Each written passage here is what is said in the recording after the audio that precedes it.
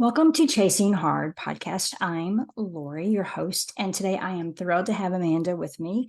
And pronounce your last name for me. Opelt. Oh, well, just how it's spelled, right? Well, not necessarily. Some Okay. people assume it's Irish and give it a little bit of an Irish flair. Opelt, but it's Opelt. Opelt. Okay. It's German. Yep. It's German. Well, it's Yeah. very, very nice. So I know a little bit about you, but I would like for you to tell us a little bit about yourself, and then we'll go from there. Sure.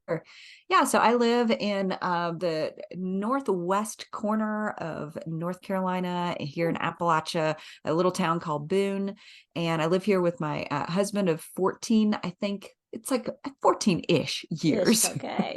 and our two little daughters. And Oh, I'm a speaker and a songwriter and an author. I'm the author of two books. The first was A Hole in the World, Finding Hope in Rituals of Grief and Healing, which is a book about how studying about historic bereavement rituals helped me process some of my losses. And then my most recent book that just came out this summer is Holy Unhappiness, God, Goodness, and the Myth of the Blessed Life. And before I was an author, I had about 15 years working in both the nonprofit and the humanitarian aid sector. So switched to writing has been quite a transition for me in the last couple of years, but so far I'm that's so enjoying it. cool. Well, I want to get to your books, but I also know that you write songs, so you're a musician as well. Did you Yeah. do that first?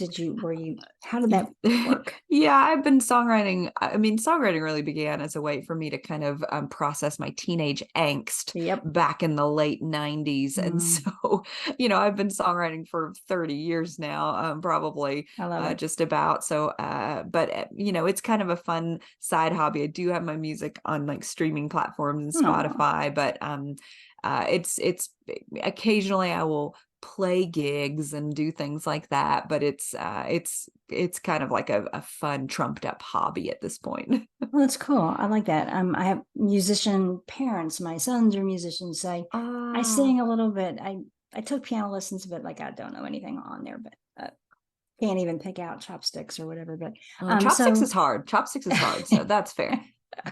thank you. So grief, like we talk a lot about grief on the podcast. I talk about it a lot because I've encountered a lot of grieving situations in my life, and I feel like a lot of us do, but we as a society, we don't know how to grieve, or we don't want to take the time to grieve. Yeah. So do you, like, all those things fit together for you in your grieving process? And I love your books. I want to hear about your books. Yeah. Well, yeah, I think that when I walked through a season of grief, and what that meant for me, what that looked like for me was that, about 5 or 6 years ago, my grandmother passed away, who I was really close to, and I was on a Mm. work trip in Congo at the time, couldn't get back for the funeral. And then I went through a season of infertility, which included about three miscarriages. Yeah, three Mm. miscarriages over the course of time.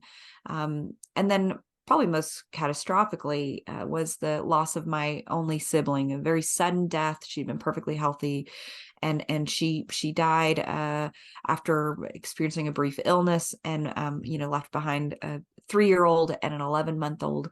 And so that Oh. it is hard to overstate how devastating that experience was. And really up until that season started, I had a Mm. pretty, hashtag blessed life in terms Mhm. of just, ease. And, I'd had a pretty privileged childhood. We'd never wanted for food or Right. shelter. And any grandparents that had died, it felt like death kind of in the right order. So I knew what death was, but it never felt like it was the kind that really rocked your world or rocked your expectations in any way. Mm. And so I just found that I was very ill-equipped to deal with it, and that Perfect words. our Yes. culture's ill-equipped. We Yep. don't like to talk about it. Right. We don't have these same communal grief rituals that so many people throughout the ages had. And that's really what started me on the journey of writing my first book. I Was definitely, my yeah, I want to hear about that, but I did want to just, like, I lost a sibling in mm, a car accident, so it was very oh, tragic and so quick. And the sorry. shock factor, he was 18, so no Mm, children, which that must have been incredibly difficult knowing that she left behind children. So I get that, and I also went through a period of, well, 10 years of not being able to get pregnant. I yeah. never got pregnant. Like, I never miscarried, and I can't even imagine what that must have been like, knowing how badly I wanted to become a mother and Yeah. finding out every month that I wasn't going to be. And then to find out that you were actually pregnant and lose the pregnancy. I can't imagine that.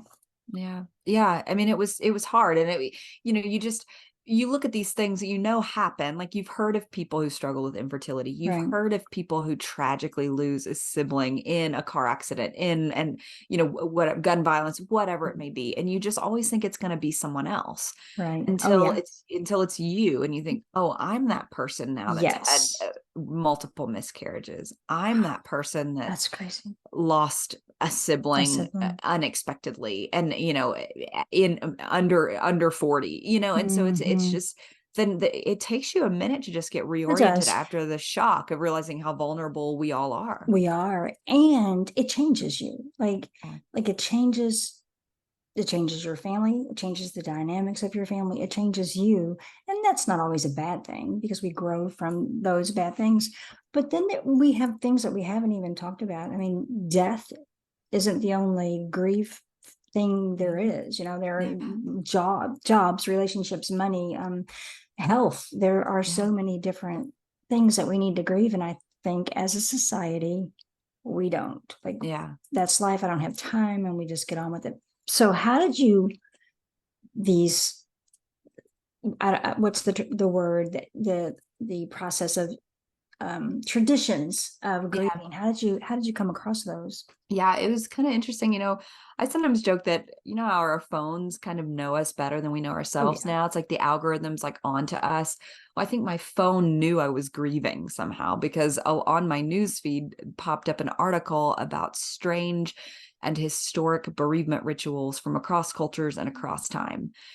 I never had an interest in this in the past. You know what I mean? So I read that article, and it talked about traditions from Asia and Africa, many of which are still intact because Mm, other cultures still value and honor the process of grieving. But then right. it talked about some of the ones from Western culture that have been lost to the past. Particularly Irish keening was one that they mentioned that I found so fascinating. It's this Mm, practice of wailing aloud for an hour at a wake, where just the whole community would come together, and wow. they would scream and they would cry and they would sing and they would weep together. And it was Mm, led by the women of the community, would lead the community in this wail.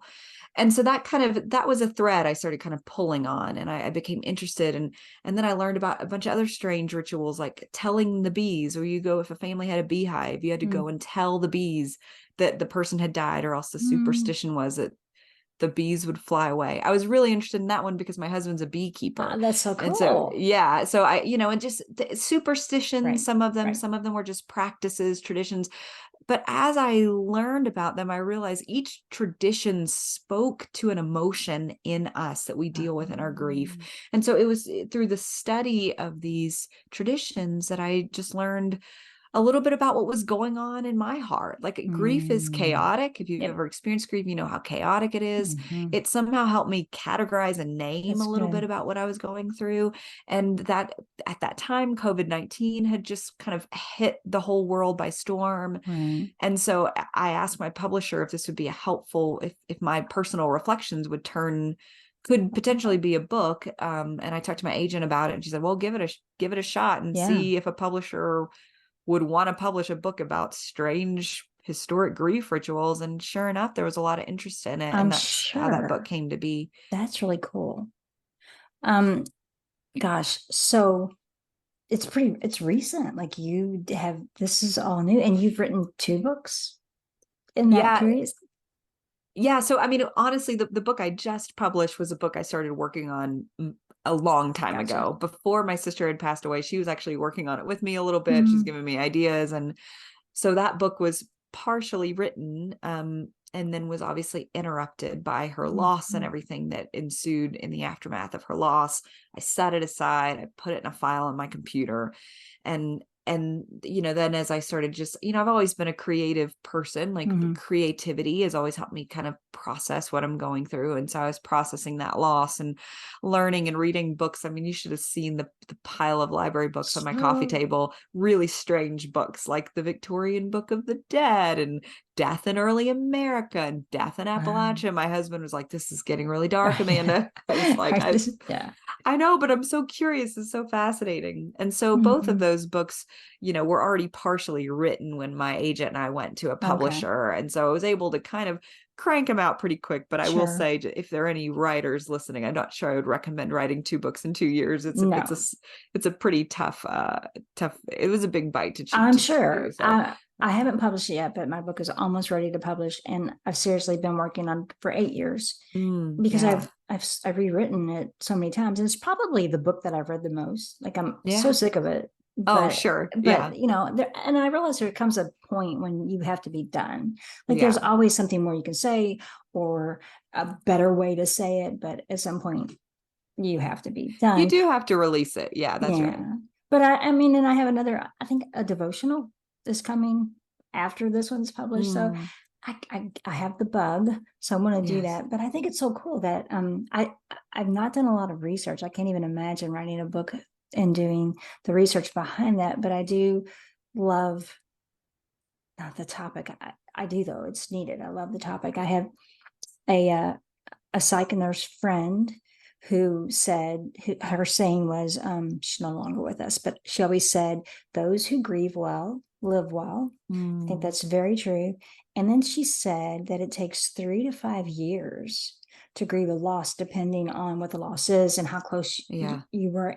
And like we maybe a year, maybe. I mean, Yeah. sometimes it's even like, well, it's been a month, it's time to move on. Yeah. I mean, bereavement leave from most workplaces is 1 week. Yes, And yes, and I understand like it's in the fast-paced world we live in, there is this feeling that we should be able to move on. Like we live in a mm, world of self-help and yeah, upward mobility and life hacks. It's like there's got to be a yep, hack for this for this, grief. yeah, And there isn't. And I'm of a mind that, you never really, I will always be a griever.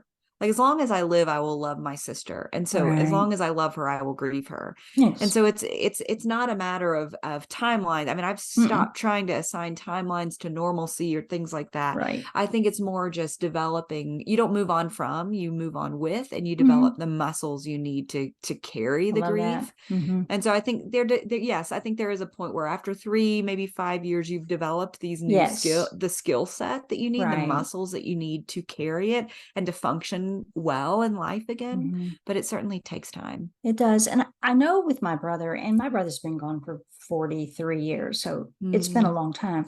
yeah, He's been gone way longer than he lived. I still miss my brother. Like, I sure. don't know what he would have been like, who he would have been as a grown adult. But I do still miss my brother. And I like that you said, as long as I live, I will love my sister. And the same holds true for me. And I wonder, what our family would have been like Yeah. had he have lived, and what other things we missed out on as a family because he didn't get married, he didn't have kids, or whatever he would have contributed to the world. He was a very gifted musician too. So I just Yeah. 43 years is a long time, and I'm not in the shock mode. Every now and then I'll be like, wow, I was one of those people who Yes. lost a sibling. I mean, I'm so far past the shock mode and the active grieving mode, but I do still miss my brother Yeah, at times. because you live with this imaginary reality running parallel to your current Mm-hmm. reality. Like I remember my brother-in-law always saying like we the future is kind of it's always imaginary. We're never promised the future, and It's you true. grieve that imaginary future. I mean, that's true for me with the pregnancy losses. Is like I Mm-hmm. that's the only time I've ever Mm-hmm. grieved something I didn't know. Like I don't know this person yet, I'm grieving them because I'm grieving the loss of the future I wanted, this Mm-hmm. imaginary future that I wanted with them.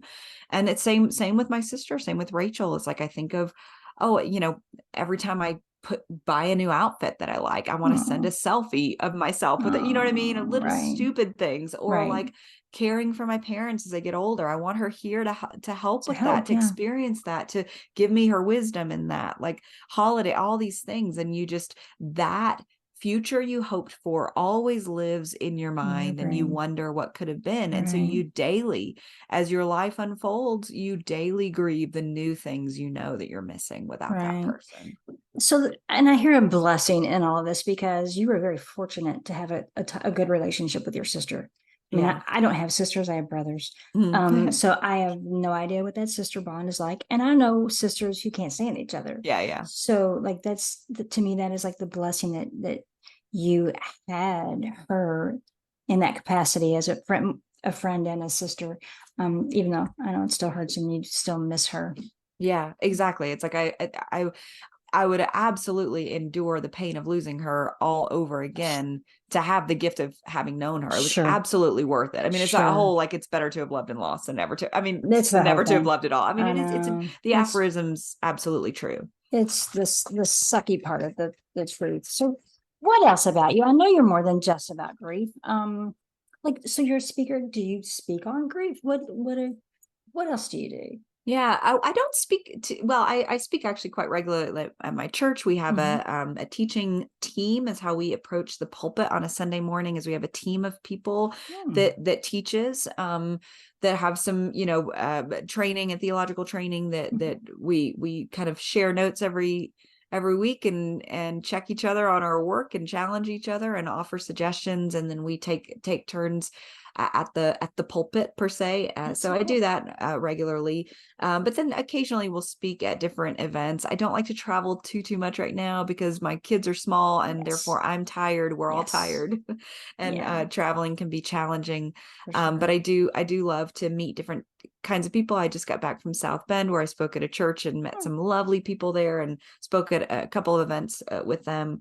But yeah, so for Cool. right now, I mean, I've really been hustling writing these two books for the last 2 years. I'm excited to just kind of take a break and help get the word out there Right. about the books right now. I'm an audiobook, like I love books. Yeah. I love the feel, I love the look. I at one point categorized my library by color, Oh, which I've done that too. totally freaked people out. They were like, I Yeah. can't do that because I have a bunch of authors, but they weren't together because it was so I've come up with a different system, but I love books. But now I found that audio is the best thing for me because I can work and listen or I can drive Yeah. and listen with Yeah. are your books on audio? They are, and I Good. actually read the audio Yes. I love when the author for both of reads. them. I love that. Yes. So yeah, so I love being the one to read the books Mhm. because you know Because you know, exactly what you're trying to say and yes, you know which word to put the emphasis on yes. and all of that. So Yeah, yeah, I'm looking right when we get done here. I'm looking for your books. So that good. sound good, I good. hope so. Yeah. Yeah. Yeah. There was something else that I was gonna ask you. And well, I guess so Chasing Hard is the name of this podcast. And the premises behind that was like if you're chasing hard after God, you're chasing after hard things. Like we Yeah. were called, I feel like we were called to suffer, but not in a, oh, I'm suffering for Jesus kind of way. Like he paid the Yeah. price. We don't have to suffer to pay any price or do any penance. But I feel like there are things that we will encounter Yeah. because we're in the world. Yeah. And it's not necessarily the things that we encounter, it's our response to them that helps us to grow and helps draw other people to him. Yeah. So when you heard of Chasing Hard, and the tag for me is trusting God when life doesn't turn out the way you plan, what does that mean to you? Yeah. Well, it actually is perfectly in alignment with everything I was struggling with as I wrote my second book, Mm, which is really just exactly that idea. It's called The Holy Unhappiness, God, Goodness, and the Myth of the Blessed Life, where I kind of challenge the idea that the life of faith is supposed to feel easy. That if you believe the right things and make all these right choices and follow yes. Jesus, that you're going to have an emotionally easy life. And the case I try to make is like, in some ways, you may have an emotionally more difficult life True. because God calls us It's to true. faithfulness sometimes when it's hard. Hard. God calls us to serve sometimes when it's hard. We are called to take up our cross, and I'm with Yeah. you. It's not in this kind of self-berating kind of Mm-hmm. way, or like as if I can just suffer enough then God will finally be happy with me. Right. No, it's No. just more like we live with an acute knowledge of how the world should be because we've seen it embodied in the Garden of Eden. Yes. We've seen it embodied in the life of Christ. We know what justice looks like. We know what hope looks like. We know what joy looks like. And we know that this Right. world in its current state is not that. It is And so not. that can feel really emotionally difficult. And I think the Mm-hmm. case I kind of try to make in the book is that, hey, there is holiness to your unhappiness too. That Amen. there's a there's a work God could be doing in you and through you, even through your pain. And it's not Right. something that we should try, just like grief. We Mm-hmm. avoid it, we numb Mm-hmm. it, we distract ourselves from it. All of life's pains, all of life's Yeah, challenges, we can't numb them, we can't circumvent them. There's no hack for all of life's there really challenges. aren't. Yeah. It's okay. Sometimes we just have to face them, and God is with us as we face them. Right. And the feelings that come that we don't like, the bad feelings, I mean, they're feelings. And if you just sit with them, they're not going to stick around. Like, Yeah. grieving is not linear. I mean, you go in and out of the different stages of grief, but I feel like feelings are like that as well. You can feel one way for half a day or whatever, and then it's gone and you can't explain it, but it's just the feelings, and God gave all of our feelings. So it's another thing I feel like we're afraid of, like we don't want to feel, and we especially don't want to feel grief or Yeah. sadness, and Yeah. because somehow that makes us less of a Christian, maybe. Yeah. I think we're used to all of those, like, again, kind of back to those little platitudes of like, well, everything happens for a reason. Well, God closes the door, he opens a window, of Yes. faith over fear. I'm too blessed to be stressed. Like all of Yeah. those statements make us think, oh my goodness, if I have any anxiety, if I have any fear, if I have any sadness, it's an indication that my theology is Right. broken Yeah. or not fully formed. It's an indication I'm not My trusting in relationship. God. Yeah. Yeah, my Yes. relationship with God is failing. But I think, well, my goodness, all you have to do is look at the Psalms, and you see one Yes. third of Psalms are Psalms of lament. Right. You see characters, faithful characters Mm. throughout the Bible who grieve mightily, Right. who express fear. And I've begun to think of those times in the Bible when God says, "Fear not," or an angel says, "Fear not." It's not so much in a scolding manner as much as it is like in an invitation. It's like when I tell Right. my daughter, don't be afraid. Like, Right. mommy's here. Don't be afraid. Right. It's out of empathy. It's out of concern. It's because I Right. see her. I Right. see that she's afraid, and I want to meet her in that. I think we're given permission to grieve, given permission to be human throughout scripture. Yes. Yeah. I love that. Let's see. Anything else that I wanted to ask? This has gone really quickly. Um, you said something a second ago, and it's hard getting old because you forget things if you don't write them down immediately, which I didn't do. But there's I think another thing that when you were talking about your children, all of mine are grown. Uh-huh. I live in Kentucky, so Okay. close to you ish. Yeah, sure. My youngest, my baby, who's an adult, is moved to California about 2 years ago, and like that was a grieving thing, For and that I sure. wasn't expecting. I Yeah, mean, I was happy for him because here's the thing: you can be more than just one emotion. You can of course. feel, but I don't think we know that either. I think we think, Yeah. well, I'm this, and I have to be this. Yeah. So I was happy for him. I knew he was got the opportunity to go be a worship leader at a church out in a really nice climate area, and he's made a nice life out there. Yeah. But I miss him. I miss Yeah. my son being so close, and so that too is a grieving process.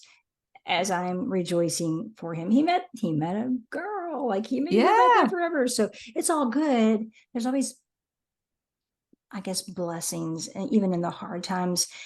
And that reminded me of the other thing, and we're running out of time. That I feel like we look at grief or questioning and having doubts as wrong or bad or whatever. Yeah. To me, it's it Yeah. naturally goes along with grief and all of it, because if a loving God will let this happen, then he must not be. Yeah. You have to have doubts, Yeah. like we're Yeah. human. Yeah. And God is not offended by our doubts or our questions, and in fact he welcomes them because that draws us into relationship with him. Yeah. Yeah. So I mean, of course, I always look to doubting Thomas when I think about yes. doubts and uncertainty. Yes. And I mean, oh gosh, I feel like Thomas gets such a bad rap because throughout scripture, he actually demonstrates great faith. He's Love the it. one who Yeah. says to Jesus, like, we'll go to Judea with you so we can die with you. You know what I Yeah. mean? Yeah. But in his doubt, when he doubted the resurrection, Jesus found him. In his sympathy for Thomas, he came to Thomas and said, Mm-hmm. here are my Yeah. hands. I want to offer you reassurance. And then Thomas makes the most definitive statement of the divinity of Jesus that any of the disciples makes. He says, my Lord and my God. And Mm, isn't that the life of faith? We go up and down and yep, up and down in absolutely. these questions, these uncertainties, Yes. these moments of great faith, these moments of Right. great assurance. And Jesus meets us and finds us in each one of those. And through, I think, the season of doubt, we come out on the other side with an even deeper, more nuanced, more empathetic faith. So I just think it's all part of the journey. I think you're right, and I love your attitude, and especially having gone through the things that you've gone through, and rather recently, you have a maturity about you, and I know that God will continue to use you. Thank you. And thank you That so means a much. lot. Well, I can see it in you. It's just the way you talk and speak and carry yourself, and it says a lot about your maturity and your relationship in the Lord, even when Well, you thank doubt. you.